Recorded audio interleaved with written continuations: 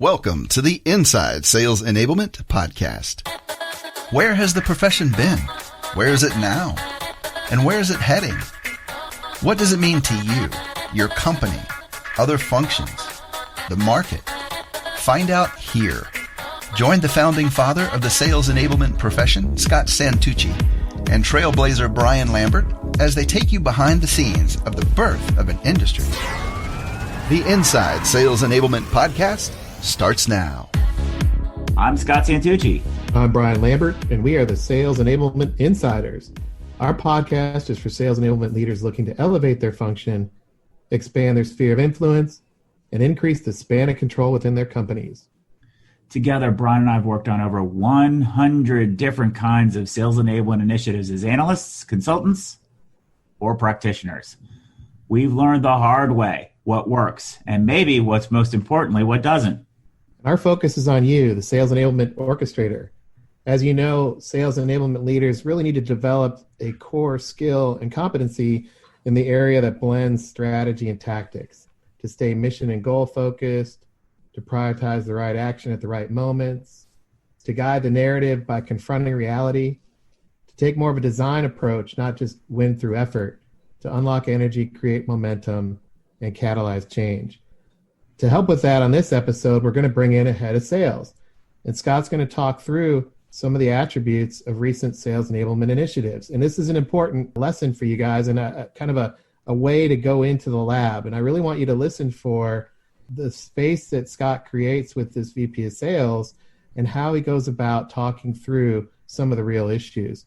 And as part of that, at the end of the discussion, we'll kind of role play a little bit of how we might position some of these more comprehensive solutions to a VP of sales and win together. So with that, I'm going to hand it off to Scott. And Scott, can you introduce our guests? Absolutely. We have two goals that were happening here. Goal number one is how do we start talking about one of the terms that we've brought up is straticution. How do we actually bring to life the gap between strategy and execution for our critical stakeholders, and in this case, a VP of sales. That's the one thing, that's part one, and that's what I'm going to cover. Part number two, what we're going to get at is, okay, now that you have ideas of what might resonate and you're not in the order-taking business for sales leaders, you're in the partnership business, Brian's going to walk through with you how he might role play out and introduce some of these ideas. And the way that we're going to bring it to bear, hopefully you've been tracking along and Insider Nation's been tracking along, and that you're aware that Brian and I have been hosting a series of webcasts, webinars, whatever you want to talk about it, around a variety of different topics.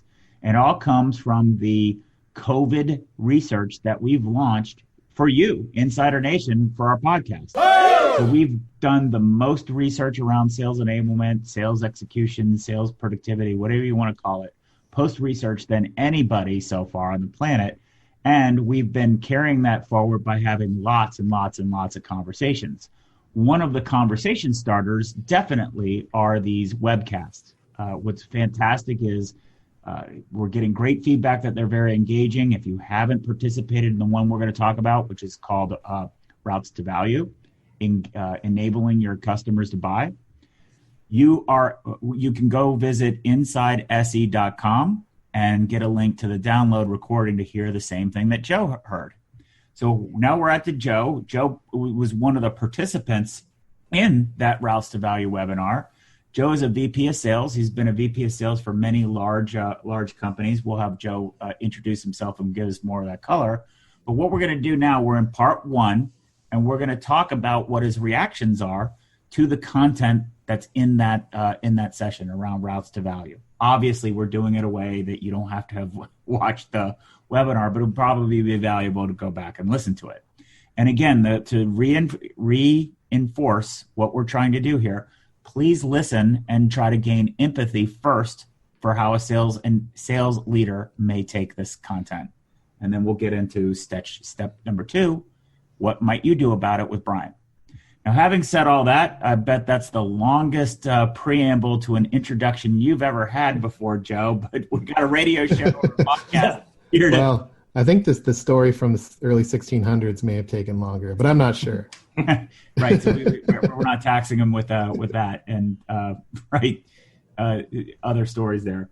And I think you weren't implying that Joe's been in sales since the 1600s, right? It seems like it. Right. So with that, I'd like Joe, if you wouldn't mind, to introduce yourself. This is Joe Hayes. He's been the sales leader for quite some time. Please introduce yourself and what your background is and how you got connected with these webinars. Yeah, sure. Absolutely. Thank you, Scott. And thank you, Brian, for having me on your podcast today. My background is I've been in media for basically my entire career, which is now 30 years. So I started actually on the auditing side, working at one of the audit bureaus on the media side of the business. And then from there, I think the company felt I would do less damage in sales than in actually auditing itself. So they moved me into sales. And then from there, I took a job. I was able to get a job as just a regular salesperson within a company called SRDS, which is a 100-year-old business that basically connects buyers and sellers of media within an online planning platform. So I work for a company called SRDS. I've been working here for 20 years, worked my way up quickly within the ranks to head up the sales. And so my clients are both on the agency side, the largest U.S. advertising agencies, and then also some of the largest media companies that exist within the United States. So, for example, my clients are like Comcast, NBC, Viacom, CBS, the Wall Street Journal, all the way down to large B2B publications like Electrical Contractor. And so it runs the gambit, but I have a sales team. I've had sales teams both on the agency side and the sales side within the company that run into the 20, 30 people. And then within Nielsen, it was even larger. And then once we came over to Kantar, which is owned by WPP, it's the same amount. So I've had all the challenges of sales, of running a sales organization. But I will say, I started carrying a bag and carrying a territory and worked my way up to managing a team. And to this day, I'm still very hands-on when it comes to sales. So Scott asked, how did I come engaged with these webinars? It's because I'm always on the lookout for good information. And so when I first started hearing what Scott and Brian were doing with growth enablement, this was of interest to me. So I started listening to a lot of the things Scott was posting, and then I was lucky enough to join a couple of these webinars, which I found, given COVID and what we're living through right now, at least on my side of the business, on the sales side to media and agencies, I have found made it my goal to find the time to join these webinars. And I found them very interesting. I've sent notes off to Scott telling him and Brian how valuable they are to me. And Scott reached out and said, "Hey, Joe, would you mind joining just a quick podcast to talk about the last one we did, which was Routes to Value?" So I hope that helps, Scott. Yeah, that's a lot of great context, and it's grounding for our listeners. And what we're trying to do is move to have conversations. It's one thing for you as an individual person to listen to a podcast or listen to or participate in a webinar.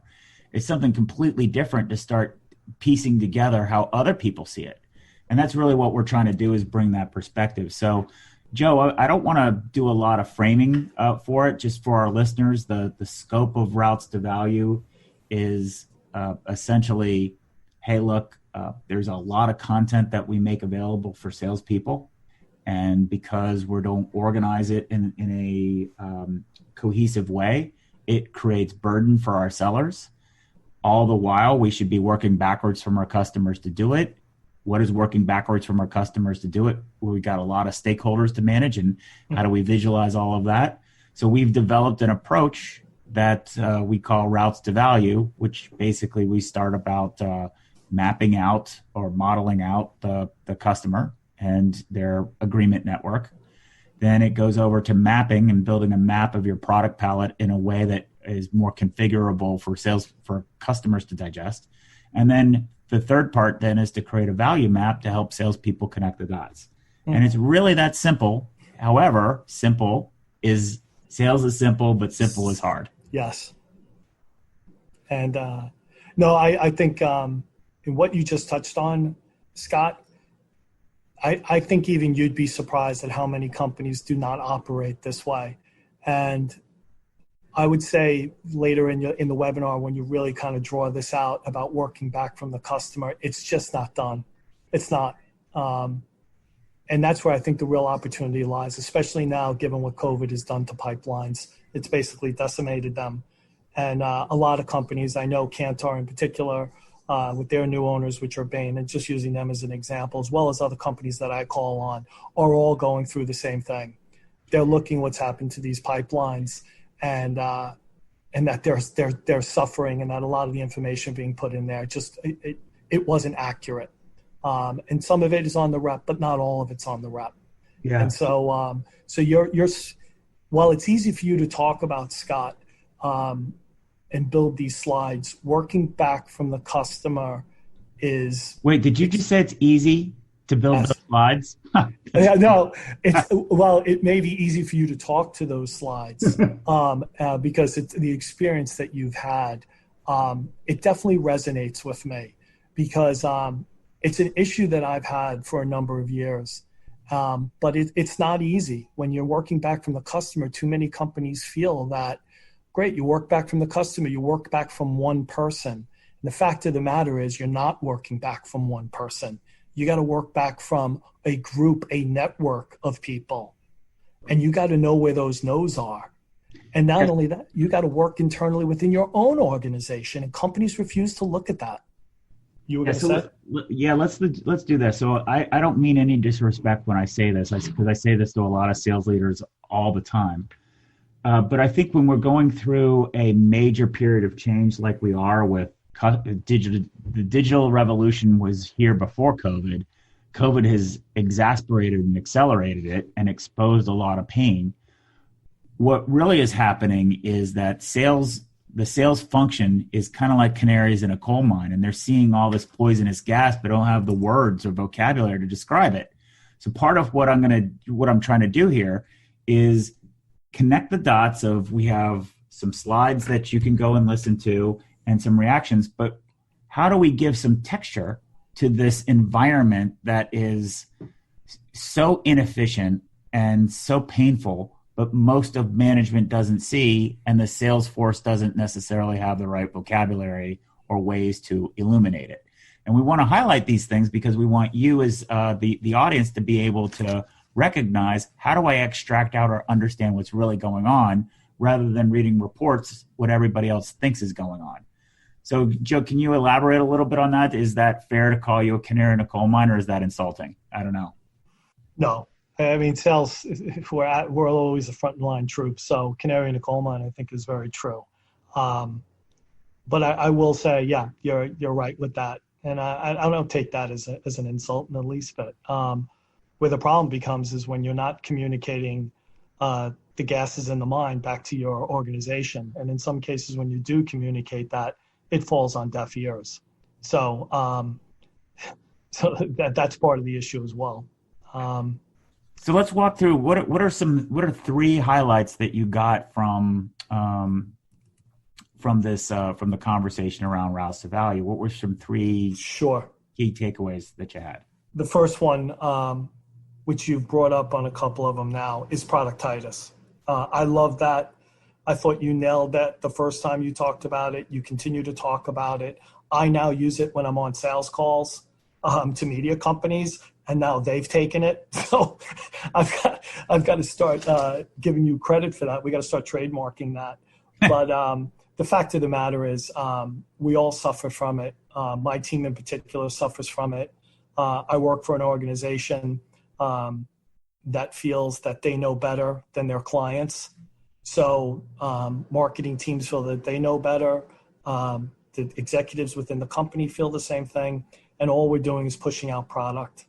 And then it's left to the sales team to go out and really carry that load of trying to go into companies, huge companies like Comcast, and try and sell a list of 1,000 products. That none of them meet what they're looking for, the needs of what they're looking for. And that's part of the problem. It's a major problem right now. So, Joe, what is productitis? What is it? Well, for me, it's I guess it's an explosion of confusing and misaligned activities. It's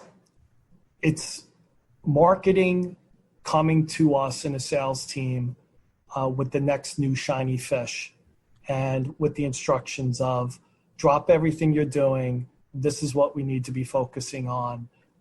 We've had an acquisition. We want to be pushing this out. It's another division within the corporate umbrella of Kantar, and we want to be focusing and getting our clients at least looking at this and buying it. The fact of the matter is, though, is the people that my team is talking to aren't even involved in that type of decision making. So we miss the mark continuously. That's to me is the product. That's the definition of productitis. So the reason that for our audience, the reason that we worked on creating that an identity is because it's really hard to talk about the poisonous gas that we're running into. So productitis becomes that poisonous gas, and it becomes a great talking point. With very little setup, you can get traction. I doubt very serious, Joe. I mean, I don't know. I don't want to speak for heads of sales, but I just think it's really unlikely that a head of sales that we're going to run into in any industry is going to say, "Oh no, we don't have productitis at all." I don't think you would. I think most of them will say that, or at least agree to it in some degree. I will tell you that in my case, and in other cases of most of the time that I've been in sales, this has been going on for quite some time. And here's the other thing: how many times can you keep going back to the same client with a new shiny fish? I mean, after a while, they just say no, or they just turn it off. So every time we go back in there with the new shiny fish to keep pushing it, we're losing more and more credibility with the few people, the stakeholders within the organizations that we have large pieces of business. So think about that too. Because how many times can someone say, I'm not the right person for that? Right, and then keep meeting you the next time. Correct. I mean, Scott, I've actually had a story where the largest single piece of business that ever came through the channel at SRDS was my client. It was ESPN at the time. And like anything, once people get whiff of there's large money and there's a big deal, everyone wants to own it. Everyone wants a piece of it. So an executive wanted to join me on a call with ESPN. They wanted to go in there. They didn't care. And I was kind of forced to do this, which upset me. But that's the way it is. So being the new guy, I kind of went in there and brought that person along. And the person launched into a new product launch that had nothing to do with the decision-making or the budgets that sat with the person across the desk that we were meeting with. We left the meeting. By the time I got back to my office, there was an email in my inbox from now an account that had just signed up within the last 6 months and said, if you ever bring that person back into my office, we will cancel our program. Now that's a true story. And I empathize because I've had similar situations myself from my sales world. Look at what bad position you're in. How do you bring that up to your boss, that executive? And why did they think what made them think that they can go and add value in the first place? I think it's just because they feel that they're in an executive level and they got there by making sales. And maybe they did. But the fact of the matter is, and you bring this up in your webinar, you need on your end to be doing your homework about who you're meeting with, what their decision making is, where is the big money set. And if you're not doing the homework and this person didn't, you're going to miss the mark every time. And not only that, you're putting the person who has the relationship at risk at losing that business because you just felt that at that time you wanted to have a little checklist of, I went into ESPN and I pitched this shiny new fish. And that's really all that at that point, that's all that executive wanted. And that's sad. Let me kind of play devil's advocate here with you, Yeah. because this might be on the minds of some of our some of our listeners, well, just get your sales reps to do better account planning. How come they didn't do that? How come they don't do that? And I think sort of, I'd love to sort of expand that topic here about how much burden is placed on reps, which is another thing about productitis, is that when you don't understand, when the company doesn't understand or have empathy of how complex these conversations are, it's easy to make statements like that. So what was another topic in the webinar that resonated with you, Joe? The other one was, now we're getting into the parts where I feel like I need to know more. I went back and listened to your webinar, Scott. I know you just talked about going in and listening. I would encourage your listeners, even if they were on the call last week, to go back and listen to it. But the other thing is, markets don't write checks, customers do. If I hear go-to-market strategy one more time, I'm going to blow my brains out. We don't look to grow our businesses through the lens of our customers. We fail at that, and we have for quite a while now, where all our time and energy is spent on developing new products or new marketing pieces, and we're not going in there and really taking that same time, energy, and resource and building a network, an agreement network within our largest clients, which, by the way, happen to be where most of our revenue sits. So that was the other one that stuck with me. So on that note, I'm going to be a little bit of a devil's advocate, trying to corral the opinions of many of our listeners. So one part would be, why don't you just provide your salespeople personas about who you're selling to? That's customer focused. And then the second thing is, that clearly is the reason why somebody needs to map out the buyer's journey. What are your reactions to those? Well, I would say this. I'm in agreement with you. I think personas is a bad and flawed strategy. I think you need to know who the stakeholders are and the titles and the influences that they play within these large corporations, these large entities, and personas just doesn't cut it. So that came up in the webinar, and I agree with you on that. I think it's too often people talk about the persona, but here we'll concentrate on this persona. But the fact of the matter is, when you're within these large entities, you've got a whole bunch of different people that are, their responsibilities lie in different areas, and they can very easily put the kill button on a deal, and you miss that. So that's one of my answers. Also, my question to you, Joe, is inside an organization, who do you think would have the credibility to actually map out and work backwards from customers? You mentioned, look, if I hear go to market again, I'm going to hurt myself. But who inside the company would be responsible for doing something different? Well, within my company, I would the salesperson. The person who's got the relationship, who's going in there doing it. That's who I'd be looking to.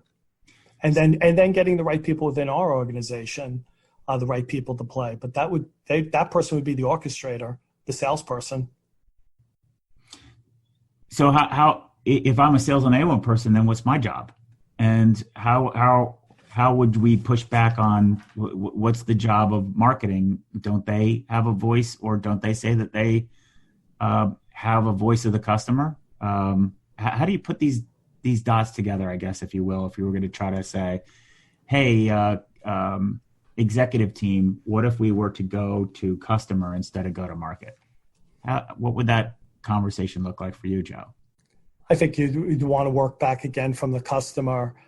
You'd want to connect the dots of our capabilities, what we have, all our capabilities, and present it in a way to the customer, find out what the customer is looking for, what they want, and then go back to marketing, find out what the capabilities are that match back to what the client is looking for, and then give it to the sales rep to map it to go back to the customer. So basically what I heard is, the first thing that resonated you the most is the idea of productitis, because it gives an identity for this invisible problem that you've been running with, right? That's number one. Yes.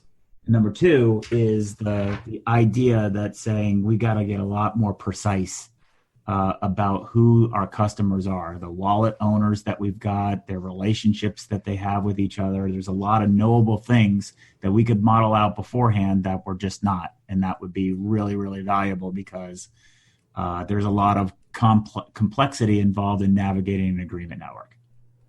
Is that fair? Correct. Okay. So then we're at point number 3, and then this is our last point before we wrap up and let turn it over to Brian and how we'll shift gears. So what was point number 3 that you got out of the webinar? Well, probably of those is the last one was the routes to value itself. To me, where a lot of this, where you work back from the customer to the capability to the salespeople, where it all started to take shape with me, Scott, is the simple visualizations of having the role chart, the value map, and the product palette. I think at one point in the webinar, you mentioned the fact of, less words. That you have to have simple visualizations to go back to be able to connect all these dots and for people to understand and to make sense of the complexities that are out there. The simple way to do it, to simplify the complexities. But you have a chart where you talk about working back from the executive suite, the VP, and then you work back to the value map, and then ultimately to a simple product palette. If you remember that, you talk about that. And to me, that kind of simplified the complexities of of working back from customers to capabilities to salespeople. And you bring that out and saying, listen, if you make it easy for the sales team to go to clients, customers, and lay out the capabilities that match back to their issues, the problems that they're looking to solve, the greater the opportunity to land the bigger pieces of business or to grow that business internally.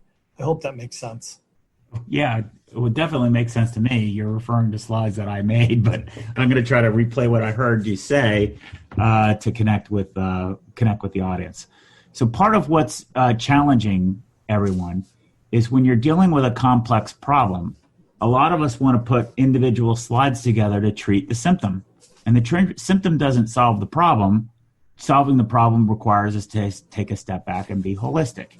For those of you who remember the being heroic framework, H is holistic.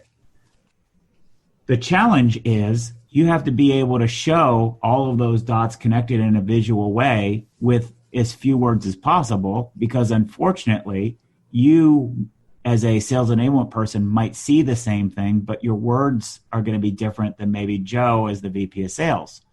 And that might be different than the words that somebody in product might see, or might be different than the words that somebody in marketing might see. And one of the things that's so important is to create an esprit de corps. Listen how fancy I sound with trying to use some French. But you have to create a mechanism for a lot of people to buy in. And I think it's really important that we do that for sales leaders because of the whole idea of the invisible gas. The productitis is the invisible gas. Now, my role as a sales enablement leader for Joe is to go and get that internal buy-in. He can be my advocate, he can be my champion, but I have to go and get that buy-in because it's probably going to be too difficult for him to do it because he's going to want to relate with specific examples and he's going to be met with stone faces from everybody else, and it's not going to be relatable. So another goal that we have to do is to create visualizations to translate the reality that Joe's running into to make it relatable so that people can understand first, so that then we can get the opportunity to move things forward. Is that fair, Joe? It's very fair. Because on both ends, you've got to make it simple and easy for the client to understand, but you also need it to make it simple and easy for the people within my own organization to understand. I think you talked about it as English to English, the friction that comes with that. So you have to make it easy. English translation, absolutely. Yes. It's so tough. you need, it's very tough. But I will say that you've done a great job in making it, for for people such as myself to visualize that and make it work. Because without that, the complexity of the situation almost prevents you from wanting to deal with it. Yeah, or even talking about it. Like, how would you even talk about it? There's like you said, less is more. Less talk is more. And I would not have thought of going the visual route on the routes to value. I would have thought you would have seen in something I created or our marketing team would have created would be a lot more words, Scott. And that's where you miss that English. That's where that friction comes from, English to English translation. And while it may hit with one or two people on our client side, it's not going to hit with the multitude over there. It just won't. Yeah, let's take the word. So an English word is data. How many people in that executive in those agreement networks that you run into, how many different perceptions of data are you going to run into? And you're talking about data lakes and data. Yeah. But what are the perceptions? How many different ways can people perceive that one concept or one word? Absolutely.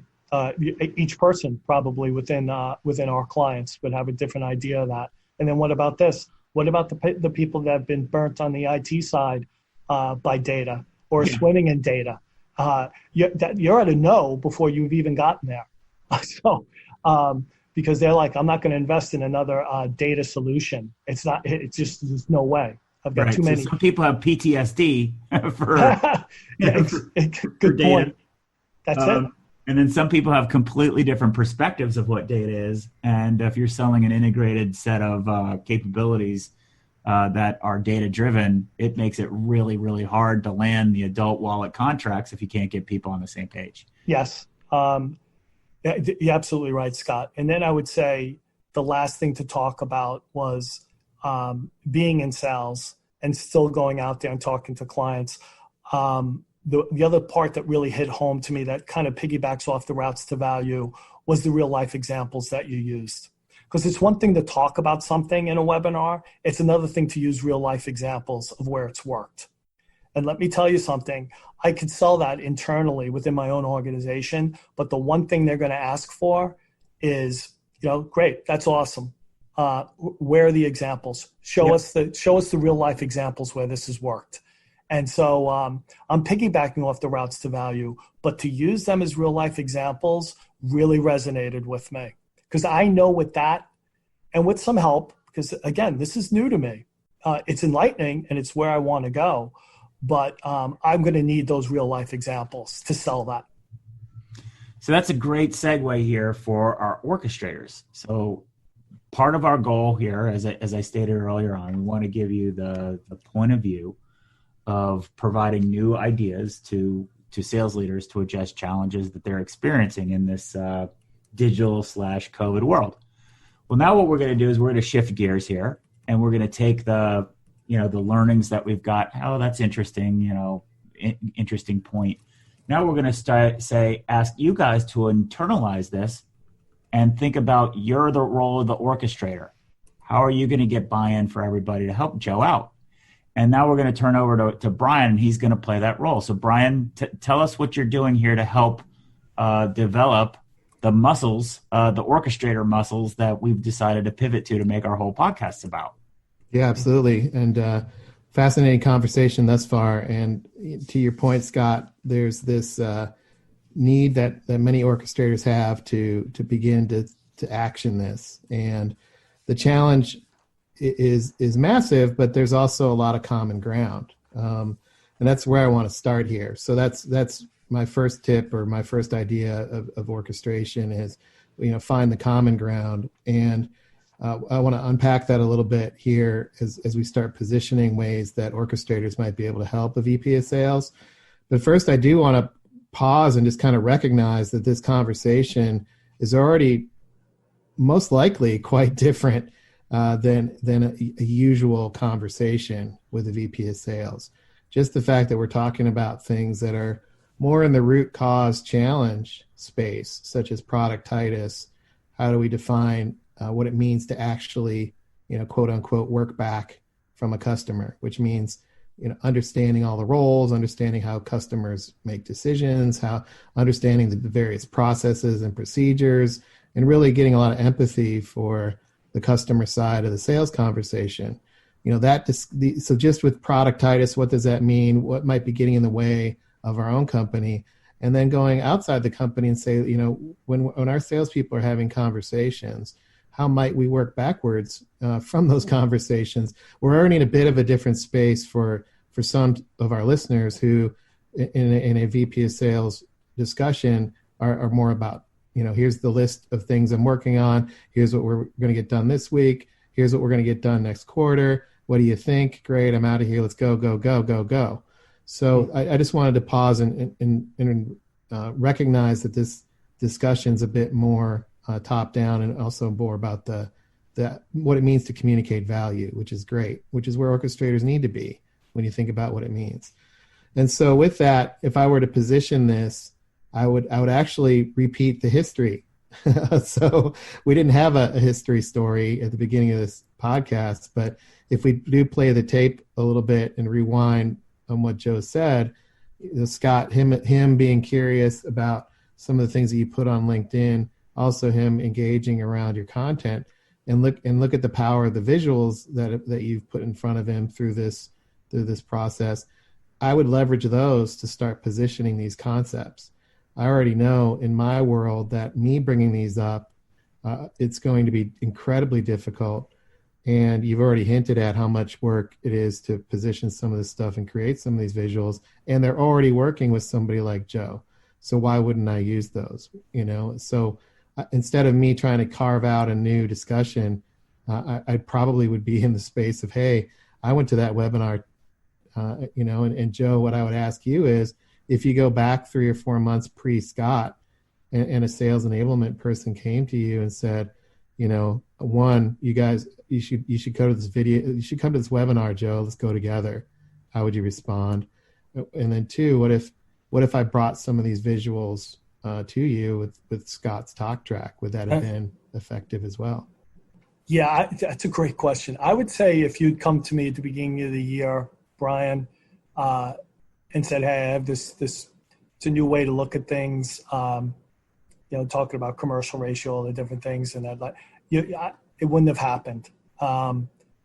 Because back then I thought I had all the answers, or you think you have all the answers, and then things change and, pipelines blow up or whatever.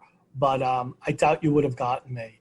What I will say would have grabbed my attention, absolutely, and it did out of the gate, are some of the visuals, some of the verbiage. Commercial ratio has grabbed my attention. Productitis absolutely has grabbed my attention. Stratocution. So I'm trying to think of some of the things that have always grabbed my attention and grabbed me early, because productitis is something I'm living through, so it connected with me immediately. So in answer to your question, I don't think out of the gate you would have gotten me, but if you'd sent me an email or a quick little snippet video, or posted something on LinkedIn and I was following you, or someone that I follow liked it and I'd seen it, I would have engaged with it, because I've been known to do that in the past. But it was Scott's LinkedIn communications that grabbed me at first. Yeah. And if you, so just on those 3, like productitis, that's this idea of it's a big complex mess that you are having to deal with. And so that resonates, which is a good entry point for me, is, how do we start managing the complexity a bit more? And what are you feeling internally as far as support and alignment? Another one is this gap between strategy and execution that we talk about on the podcast, which is blending those together. You have to operate in a space between strategy and tactics by blending strategy and tactics. That those things are overlapped. They're not separate and exclusive. So you feel that on a daily basis with your team. It's hard. It's hard. You recognize that. That'd be a good place to enter in as well. And I would think the commercial ratio, although that needs a little more explaining, but the visual commercial ratio, when you really get down to it, you start thinking about sales and marketing and revenue growth, and you're like, holy, whatever. Yeah. We're not revving this engine the way it should be, and it's because I think sometimes you get that systems failure from productitis. That contributes to costs. But I would say to everyone who's listening on the podcast, if you really want to engage with sales leaders right now, my gut tells me that if you're going to resonate and get people to react quickly, go with productitis as your lead. Mm-hmm. Okay. And then in that, and our listeners can get the visuals, which is, if you picture it in your mind, if you haven't seen it, it's a big, huge dirt ball, a big blob of black with a bunch of detail in it. So the closer you look, the more you see things in it, like products. But when you first look at it, it looks like a big ink blot or dirt ball, or I think somebody once called it a fur ball. There are other names for it too. So I just want to picture that in your head. And yeah, you know, I would say this too, is that the one thing about salespeople, you can use all the different analogies you want, but at the end of the day, we're all in the trenches together. We've all fought the same fight, and I'd be hard pressed to think that you're not going to get agreement on productitis at this point. So I think that would resonate with a lot of people, and you'd score points. Yeah, because what that leads to, and what the second thing is, if I have that kind of an entry point with you, the second thing is to really frame it out and to empathize. And what you and Scott were talking about was these things that loosely aligned to what some call seller burden. The burden on sales and the burden on the salespeople to have these conversations. So this big, huge blob of productitis, if that's not managed by the company, the salespeople have to manage it, for example. So there's a lot of burden in that. And that's something I think as an orchestrator, we can unpack with you and be curious about, right? Absolutely. The more you can take that weight off my team's back and my back, the better. There's an old saying in sales, I guess, sometimes you hear it, you take the grief and you share the glory. It's the same thing. Everything seems to fall on the back of salespeople. It always has. I think it's more these days. But the more you can come in to try and offer a solution to take some of that burden and weight off the sales, you'll get people, it will connect with people, definitely on the sales side. Yeah, and especially if the person, the orchestrator, can relate to you and also get in the foxhole with you and do with you and not do to you, right? That's a thing that I constantly harp on. It in these roles of sales enablement. It's not about doing to sales; it's about doing with sales. And to the canary in the coal mine comment that Scott had, if you guys are literally falling dead in the mine, and everybody else is tone deaf to that, that's got to suck. And so from an orchestrator perspective, having, what is happening in the trenches, what's going on from the foxhole or in the coal mine, and trying to unpack that, to empathize, and then give it an identity, and then maybe provide some solutions or recommendations about how to do this together and test new things, right? Well, I would think, I think once you get the buy-in on the productitis and you get agreement there, I think you then think about, okay, so how do we work back from the customer? Because if you get agreement that there's productitis, it's being driven from the company or it's being driven by the vendor. Once you get the agreement on that, then I think you can also get them to focus on, hey, maybe the other way is to work back from the customer. And then you can become more of that consultative type of person trying to work with a sales leader. And that I'd be open to. Because let me tell you something, the minute you see how complex it is to work back from the client, because it's not just one person, you're dealing with multitudes of people there, you're going to need help, especially if you haven't done it before. So there's another opportunity for your group. Yeah, and to the discussion earlier, if I say, well, just go to the share drive or go to Slack and download the personas and you're good. Yeah, that's not what you want to do, and that's not what orchestrators do. But and that's it's the one thing I've learned from listening to Scott. Personas, you're walking in a minefield with that.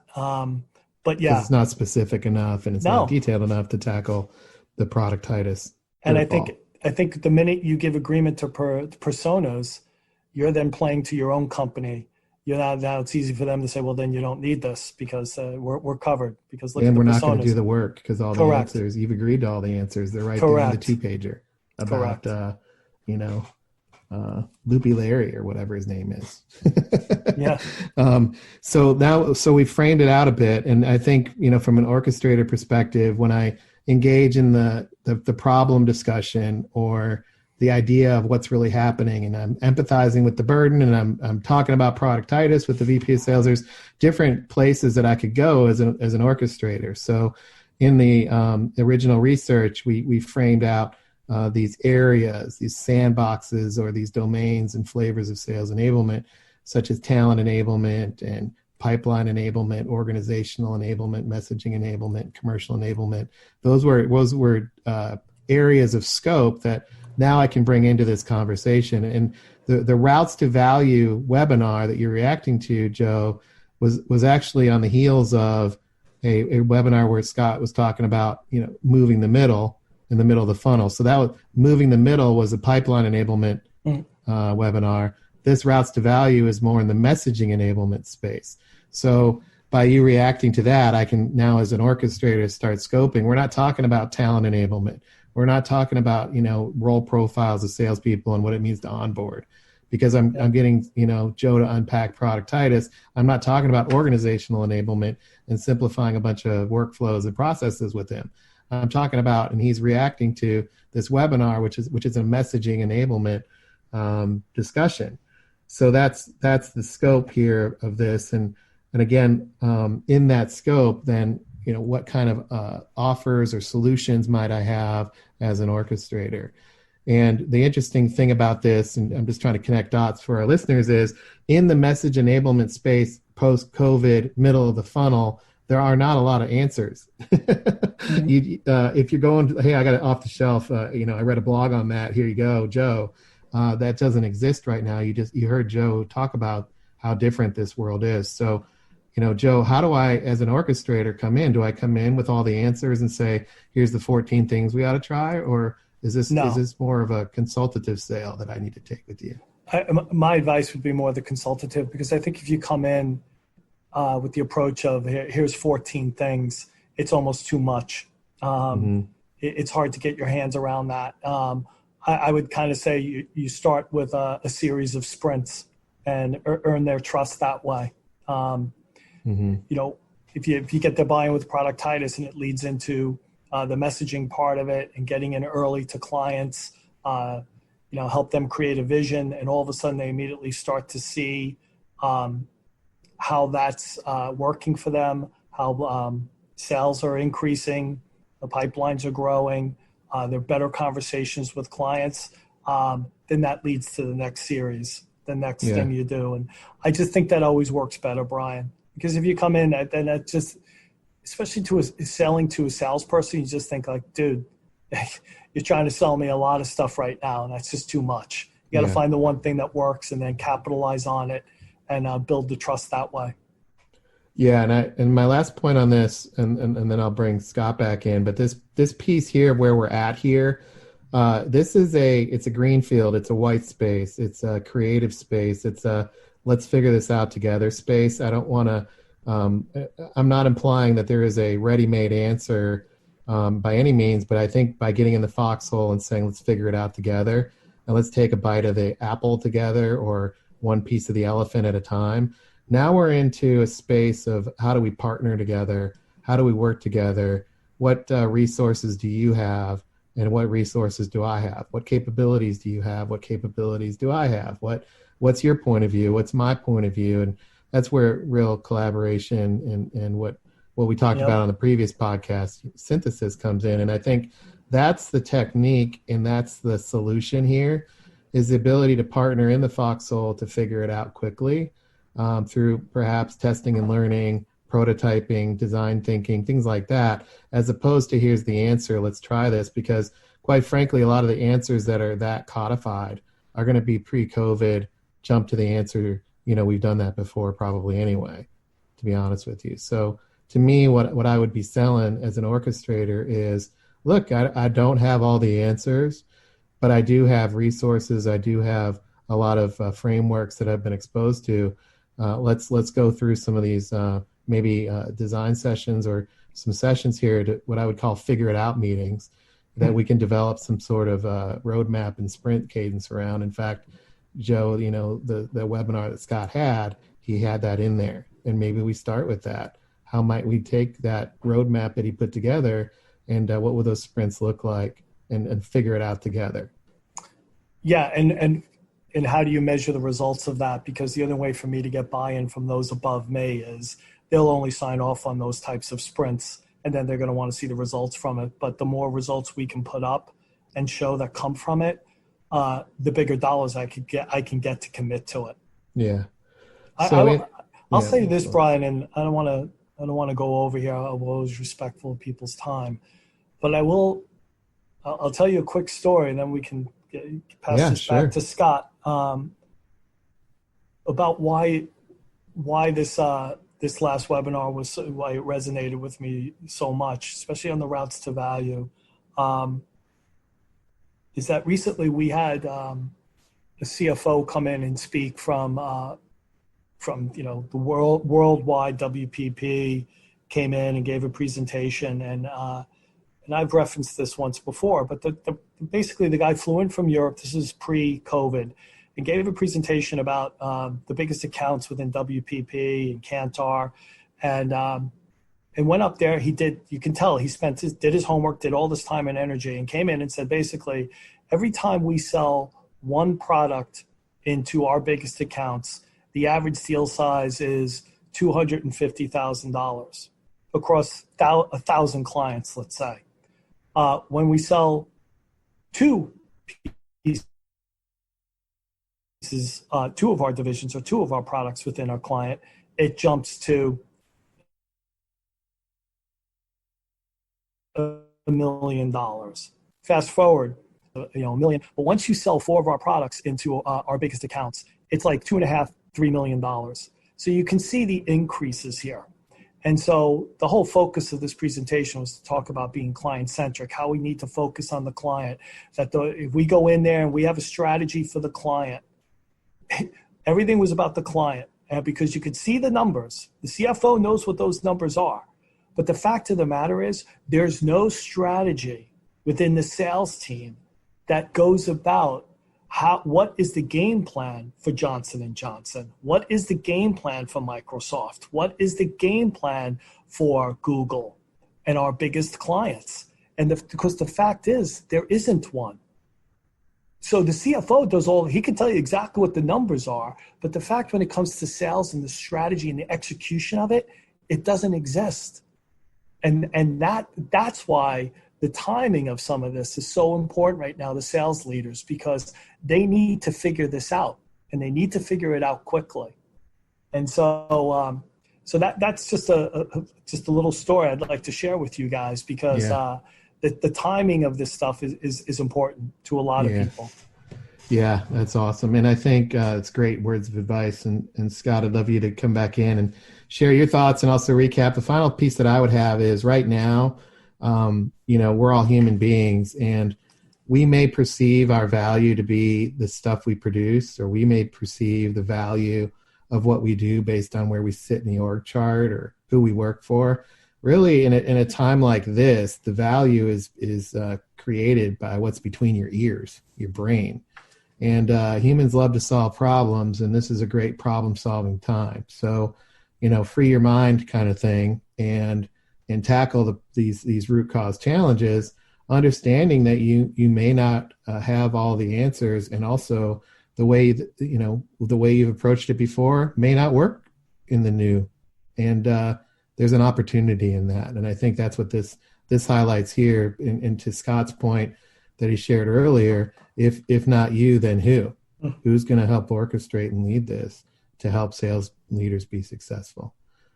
So, Scott, what thoughts do you have on that? And do you think you want to highlight any other development points or concepts to our audience?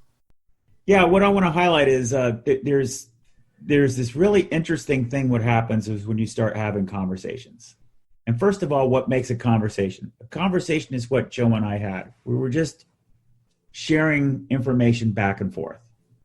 And to piggyback on what you said, Brian, value is co-created. It's not between one person's ears. is between the ears of many other people when you can be curious and figure out what the real problems are. And what I'd love to share with Insider Nation, what we hear from you as listeners is, how come our companies don't value our role more? How come they don't value me more? How come I don't have more resources? Well, we're telling you, if we're a show you listen to, we have data on all of these webinars that we're doing. Number one, if you're not joining in the webinars, it's interesting because we're getting an increased amount of VPs of sales and CMOs that are participating in our webinars. And that's interesting. Why are we drawing their attention and you're not participating in that? So it's an opportunity for you to learn. Number two, what's the element that Brian brought up, or a state of change? Is in a state of change, it requires a complete mindset shift. So instead of showing up and saying, I have to have the answer, or I have to know everything there is to know about commercial ratio, well, we're in the process of figuring out. One of the guests that we're going to have is another VP of sales like Joe, and he really appreciated the introduction to the commercial ratio. Brian and I were on a Sales Enablement Society webinar, or actually post crossing the, what do we call it? Sales Enablement was at a crossroads, the very first of our webinar series. And one of the sales leaders luckily felt comfortable enough, and he challenged us and said, hey, what's the roadmap going to look like for this commercial ratio? I buy it. I get it. Give me the game plan, because I'm going to have to sell this internally. So that is a very direct question. We was delighted to see 2 webinars later, we had a whole one dedicated, and a lot of work went into it. Why? Well, I picked up the phone and I called Kunal. I said, Kunal, we need to make a roadmap. He said, yeah, I'm hearing the same thing from the portfolio companies as we roll this out. So we just started collaborating, throwing things together as quickly as possible. And then it creates more slides and more things to build on. The only way that you're going to be able to take advantage of that is if you are engaged. And engage means being synthesizing information instead of analyzing information. And Brian, we had a podcast with Brooke around that very, very topic. So the point that we're trying to make here is the purpose of why we're doing the things that we're doing is because our job is to help create the environment for Insider Nation to elevate. Your job, if you want to elevate your role, if you want to be more important, you're going to have to learn some of these techniques. And we can't spoon feed them with you because things are happening so fast. So what we recommend that you do is engage. If something about this webinar podcast doesn't make sense, call us or send us an email. Say that doesn't make sense. Because what's going to happen is you learn by the questions. We're going to have some more podcasts around the commercial ratio. There's a whole bunch of questions that people have there. We've been able to get, Brian and I have been able to get 3 or 4 other of our listeners together to have chat sessions. These are all the things that we need to do. We need to learn from you about what dots we need to connect. You need to get engaged, because you can't just sit there and expect to slide a sheet of paper over to head of sales. And you don't want to be order taking from heads of sales. And frankly, I don't think heads of sales want what comes out of their mouth is what they're seeing to be exactly created in the exact words that they said. I think they expect some thought put into it, and that you've put those things together. Is that true, Joe? Yes. So you have a lot of opportunities here. The issue is you can't be treating this like it's a standard role. You can't be saying, well, I'm following the Kirkpatrick model, and this is the way it is, and this is the inputs that I need. And you sure as heck can't be saying, that's not my job, because ultimately this is no one's job, and that's really the problem, and it creates the opportunity for you to elevate your role and be an orchestrator. So those are my thoughts on this podcast.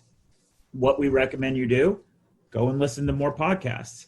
Visit InsideSC.com to find the podcast that you want to listen to. Maybe listen to them more often than not. Have a conversation with somebody. Find somebody in Insider Nation. Have a conversation with them about these topics. But don't get into how are you doing it? How are you doing it? How are you doing it? Be more curious. Who needs to be involved? How are you getting the buy-in from your sales leader? How are you translating the dots between the initiative that you need to do and the work sprints that you need to get going? And how do you manage that into an orchestrated project? You've heard Kathy talk about those things. You've heard Doug talk about these things all on our podcast. Re-listen to them. And another thing to do would be find some of the microsites that we're producing and give us feedback on how to make it easier to find, obviously. Engage in dialogues on LinkedIn with topics. Say, hey, I don't get this. What are you talking about? Or do you mean this? Or do you mean that? Engagement is critically important. And the last thing is go to InsideSE.com, learn about what the research process is that got us here so that you have that as a foundation, and watch and participate in some of the webinars. Brian, you have any final thoughts or reactions to the summary? Yeah, it's great. Love it. Absolutely. Definitely do what you said. And then also I want to thank Joe for coming on and letting me try to sell to him. I think what we did is unpack a bit of a sales process and also uncover the reality that we're both in the same boat. So people like Joe put his pants on the same way I do. Yep. So, that's the big takeaway for our audience from that perspective. So thanks so much, Joe, for coming on. I would only say two things. Number one, thank you for having me. Number two, really thank you for having me, but also thank you for what you guys are doing. I don't think you hear that a lot. It's maybe it's from one salesperson to another, because you're helping to orchestrate what we do, what smart salespeople should be doing, which is looking at things through a different lens, because we need to. So you're helping, at least and in my case, you're absolutely helping. So thank you for that. And number two, to Scott's point, one takeaway I would tell everyone: we live in a world of immediacy. If you have a question, you have to raise your hand. You've got to push things out. You've got to answer. You got to be taking a lead, because I can tell you just from my own experience in sales, people respect that now. The quicker you can get back to people, the quicker you get more of that thought leadership positioning out there. People respect that. And it gives you definitely a competitive advantage out there for others. So just think about that. What Scott's saying is absolutely right. Go listen to these webinars. Go engage in LinkedIn. Go into social media. Do some podcasts. Engage with your customers. Ask them questions. Go back and forth. It's the best way to build relationships. So that's it. Thank you. Thanks for joining us. To become an insider and amplify your journey, make sure you've subscribed to our show. If you have an idea for what Scott and Brian can cover in a future podcast, or have a story to share, please email them at engage@insidese.com. You can also connect with them online by going to insidese.com, following them on Twitter, or sending them a LinkedIn request.